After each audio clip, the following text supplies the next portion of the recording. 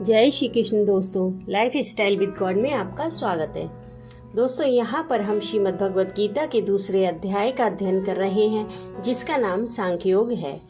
आज हम 56वें और 57वें श्लोक का अध्ययन करेंगे। अर्जुन ने भगवान श्री कृष्ण से पूछा था कि परमात्मा को प्राप्त हुए स्थिर बुद्धि पुरुष का क्या लक्षण है। वह स्थिर बुद्धि पुरुष कैसे बोलता है, कैसे बैठता है और कैसे चलता है। स्थित प्रज्ञ के विषय में अर्जुन ने ये 4 बातें पूछी हैं। उनमें से पहला प्रश्न इतना व्यापक है कि उसके बाद के तीनों प्रश्नों का उसमें अंतर्भाव हो जाता है। इस दृष्टि से तो अध्याय की समाप्ति पर्यंत उस एक ही प्रश्न का उत्तर है। पर अन्य 3 प्रश्नों का भेद समझने के लिए ऐसा समझना चाहिए कि अब 2 श्लोकों में स्थित प्रज्ञ कैसे बोलता है। इस दूसरे प्रश्न का उत्तर दिया जाता है। दुखेषु नु द्विग्न मनः सुखेषु विगतस्पृहा वीतराग भय क्रोधः स्थित धीर मुनिरुच्यते। दूसरे अध्याय के 56वें श्लोक में भगवान श्री कृष्ण अर्जुन से कहते हैं कि दुखों की प्राप्ति होने पर जिसके मन में उद्वेग नहीं होता और सुखों की प्राप्ति में जो सर्वथा निस्पृहा है तथा जिसके राग भय क्रोध नष्ट हो गए हैं, ऐसा मुनि स्थिर बुद्धि कहा जाता है। स्थिर बुद्धि मनुष्य के अंतःकरण में उद्वेग का सर्वथा अभाव दिखलाया है। अभिप्राय यह है कि जिसकी बुद्धि परमात्मा के स्वरूप में अचल स्थिर हो जाती है, उस परमात्मा को प्राप्त हुए महापुरुष को साधारण दुखों की तो बात ही क्या है, भारी से भारी दुख भी उस स्थिति से विचलित नहीं कर सकते। शस्त्रों द्वारा शरीर का काटा जाना, अत्यंत दुस्सह सर्दी, गर्मी, वर्षा और बिजली आदि से होने वाली शारीरिक पीड़ा, प्रिय से प्रिय वस्तु का आकस्मिक वियोग, बिना कारण ही संसार में महान अपमान एवं तिरस्कार का हो जाना, इसके सिवा और भी जितने भी महान दुखों के कारण हैं, वे सब एक साथ उपस्थित होकर भी उसके मन में किंचित मात्र भी उद्वेग उत्पन्न नहीं कर सकते। इस कारण उसके वचनों में भी सर्वथा उद्वेग का अभाव होता है। स्थिर बुद्धि मनुष्य के अंतःकरण में स्पृहा रूपी दोष का भी सर्वथा अभाव दिखलाया गया है। अभिप्राय यह है कि वे दुख और सुख दोनों में सदा ही सम रहता है। जिस प्रकार बड़े से बड़ा दुख उसे अपनी स्थिति से विचलित नहीं कर सकता, उसी प्रकार बड़े से बड़ा सुख भी उसके अंतःकरण में किंचित मात्र भी स्पृहा का भाव उत्पन्न नहीं कर सकता। इस कारण उसकी वाणी में स्पृहा के दोष का सर्वथा अभाव होता है। यदि लोक संग्रह के लिए उसके द्वारा शरीर या वाणी से कहीं स्पृहा का भाव दिखलाया जाए तो वास्तव में वह स्पृहा नहीं है। जिसके राग भय और क्रोध नष्ट हो गए हैं। इस कथन से भगवान ने यह भाव दिखलाया है कि स्थिर बुद्धि योगी के अंतःकरण और वाणी में आसक्ति, भय और क्रोध का सर्वथा अभाव दिखलाया गया है। अभिप्राय यह है कि किसी भी स्थिति में किसी भी घटना से उसके अंतःकरण में ना तो किसी प्रकार की आसक्ति उत्पन्न हो सकती है और ना किसी प्रकार का जरा भी भय हो सकता है और ना क्रोध ही हो सकता है।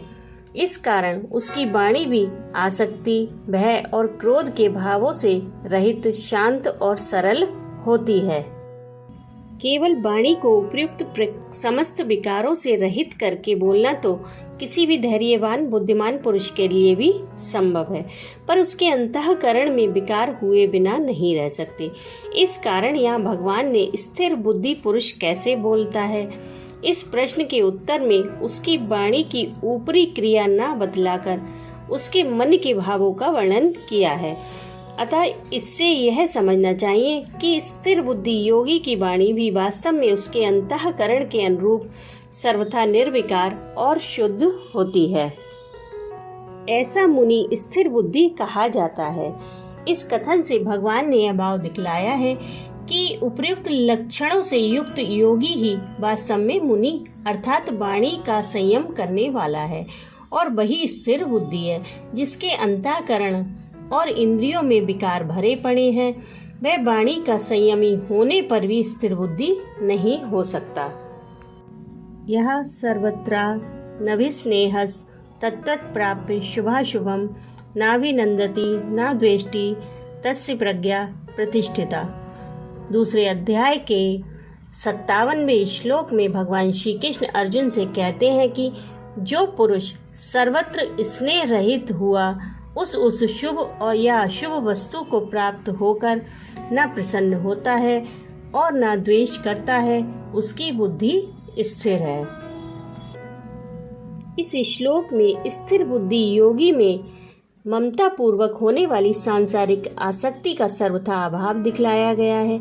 अभिप्राय यह है कि जिस प्रकार सांसारिक मनुष्य अपने स्त्री, पुत्र, भाई, मित्र और कुटुंब वालों में ममता और आसक्ति रखते हैं, दिन रात उनमें मोहित हुए रहते हैं, स्थिर बुद्धि योगी में ऐसा नहीं होता।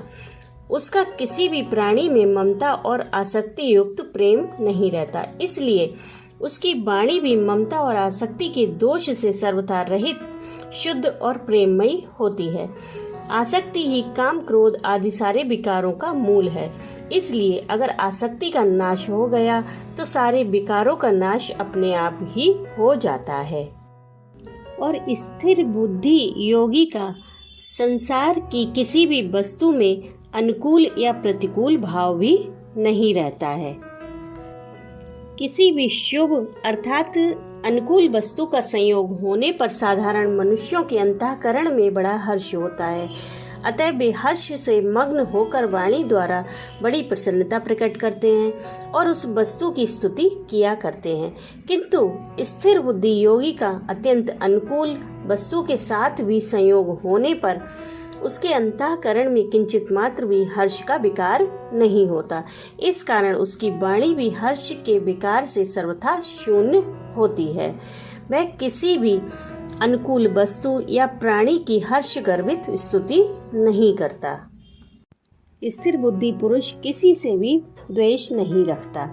इससे यह भाव दिखलाया गया है कि जिस प्रकार अनुकूल वस्तु की प्राप्ति में साधारण मनुष्यों को बड़ा भारी हर्ष होता है, उसी प्रकार प्रतिकूल वस्तु के प्राप्त होने पर वे उससे द्वेष करने लगते हैं। उनके अंतःकरण में बड़ा क्षोभ होता है, वे उस वस्तु की द्वेषभरी निंदा करते हैं।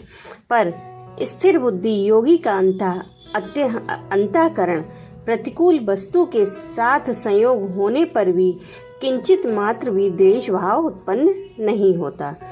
उस वस्तु के संयोग से किसी भी प्रकार का जरा सा भी उद्वेग या विकार नहीं होता। स्थिर बुद्धि पुरुष का अंतःकरण हर एक वस्तु की प्राप्ति में सम, शांत और निर्विकार रहता है।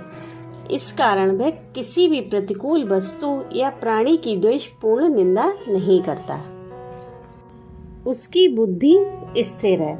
इस कथन से भगवान ने यह भाव दिखलाया है कि जो महापुरुष उपयुक्त लक्षणों से संपन्न हो, जिनके अंतःकरण और इंद्रियों में किसी भी वस्तु या प्राणी के संयोग वियोग में किसी भी घटना से किसी प्रकार का तनिक भी विकार कभी नहीं होता हो, उनको स्थिर बुद्धि योगी समझना चाहिए। अब प्रश्न यह है कि इन दोनों श्लोकों में बोलने की बात तो कहीं भी स्पष्ट रूप से नहीं आई है, फिर यह कैसे समझा जा सकता है कि इनमें वह कैसे बोलता है? इस प्रश्न का उत्तर दिया गया है।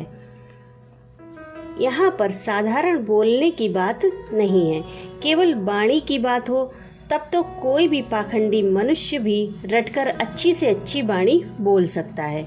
यहाँ तो यथार्थ में मन के भावों की प्रधानता है।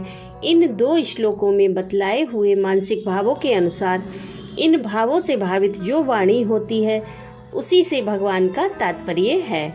इसलिए इनमें वाणी की स्पष्ट बात ना कहकर मानसिक भावों की बात कही गई है। राधे राधे।